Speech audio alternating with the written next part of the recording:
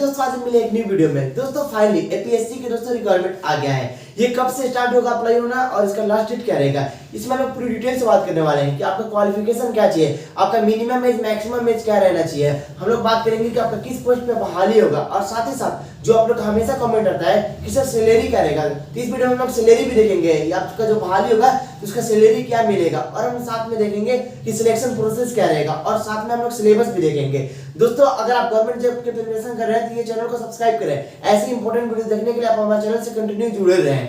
दोस्तों ये जो बहाली आया है एपीएससी, ये स्टेनोग्राफर रिक्वायरमेंट 2023-2024 यानी दोस्तों एपीएससी यानी Assam public service commission finally requirement आ गया है। इसका जो रिक्वायरमेंट है ये इसका जो पोस्ट रहेगा, अगर आप बहाली हो जाओगे तो किस पोस्ट पे होगा, स्टेनोग्राफर का पोस्ट रहेगा आपका। ये जो पोस्ट है आपका स्टेनोग्राफर का ये पोस्ट है। इसका आपका जो फी लगेगा, आपका फी लगेगा और जनरल कैटेगरी का हो तो आपको अलग फी देना होगा, पे करना पड़ेगा। अगर ओबीसी एसटी सब तो अलग अलग पे करना पड़ेगा। आप देखोगे इसमें जो आपका फी होगा जनरल कैटेगरी के लेके आपका लगेगा 297 रुपए 20 पैसे आपको लगेंगे। ये सिर्फ एप्लीकेशन फी है, जब आप फॉर्म को फिल करोगे तो आपको ये पे करना पड़ेगा। कितना फी है आपका जनरल का है, आपका 200 यहाँ पर 297.20 यानी 297 रुपए 20 पैसे आपको पे करना पड़ेगा। आप जनरल कैटेगरी को, अगर आप एससी हो, एसटी हो, ओबीसी हो तो उसका जो फी लगेगा आपका वो लगेगा 197.20 यानी दोस्तों आप देखोगे यानी जनरल का 297 और एससी एसटी और ओबीसी का 197 लगेंगे। उसके बाद अगर आप डब्ल्यूबीडी कैटेगरी के हो तो उसका जो फी लगेगा आपका फी लगेगा 47 रुपए। आप देखोगे 47.20 यानी कि 47 रुपए 20 पैसे आपको पे करना पड़ेगा। तो हमने फी देख लिया जो कि फी बहुत ही कम है। तो दोस्तों ये फॉर्म को मिस मत करना। इसमें हम लोग बात करेंगे क्वालिफिकेशन के लेके। तो आपका क्वालिफिकेशन, अगर आप ग्रेजुएशन की हो तो फॉर्म को फिल कर लोगे, इसका क्वालिफिकेशन ग्रेजुएशन ही चाहिए। अगर आप ग्रेजुएशन की हो तो फॉर्म को फिल कर लोगे, इसका क्वालिफिकेशन ग्रेजुएशन चाहिए। ग्रेजुएशन वाले ये फॉर्म को जरूर फिल करना। अब इसके बाद आपका जो है एज के लिए बहुत कमेंट आता है कि सर एज क्या रहेगा, एज तो इसका आपका एज जो रहेगा वो आपका रहेगा मिनिमम एज आपका रहेगा 21 ईयर यानी 21 साल के होगे तभी ये फॉर्म को फिल करोगे। 21 साल से आप 38 साल तक रहोगे तो फॉर्म को फिल करोगे, यानी 21 से 38 साल के रहोगे तो फॉर्म को फिल करोगे। अगर आप ओबीसी कैटेगरी को तो आपको 3 इयर्स की छूट मिलेंगे, अगर एससी एसटी कैटेगरी को तो आपको 5 इयर्स की छूट मिलेंगे। यानी आप देखोगे आपका जो मैक्सिमम एज आपका 38 रहेगा, मगर आप ओबीसी के लिए 3 इयर्स छूट मिलेंगे यानी कि 41 हो जाएंगे। और उसके बाद आप देखोगे एसटी और एसटी कैटेगरी को तो आपको 5 इयर्स के छूट मिलेंगे। हमने एज देख लिया। अब हमने देखते हैं कि सिलेक्शन प्रोसेस। अब आप फॉर्म फिल कर लोगे, एग्जाम भी दोगे, जो सिलेक्शन प्रोसेस जो होगा आपका सिलेक्शन प्रोसेस होगा, एक आपका होगा पीटी होगा, उसके बाद आपका सीबीटी होगा। यानी पहले जो होगा आपका पीटी होगा यानी प्रोफिशिएंसी टेस्ट होगा आपका जो होगा, एक होगा पहले आपका पीटी होगा, उसके बाद आपका होगा सीबीटी होगा।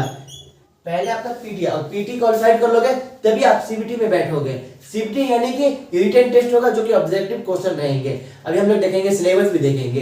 तो यानी सिलेक्शन प्रोसेस जो आपका हो गया, एक पीटी होगा और उसके बाद आपका सीबीटी होगा। पहले आपका पीटी होगा उसके बाद सीबीटी होगा, हमने देख लिया। अब इसमें टोटल जो सीट है, ये जो बहाली है इसमें टोटल जो सीट है वो आपका सीट है 17 सीट है।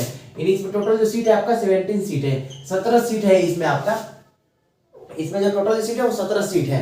अब हमने देखा, अब जो सैलरी के लेके बहुत कमेंट आते हैं कि सैलरी क्या रहेगा। तो आपका जो सैलरी रहेगा आपका मिनिमम में आपका स्टार्टिंग जो होगा आपका 22,000 से स्टार्ट होगा। आपका जो स्टार्ट होगा वो आपका 22,000 से यानी 22K से आपका स्टार्ट होगा और आपका 97K तक आपका सैलरी मिलेगा।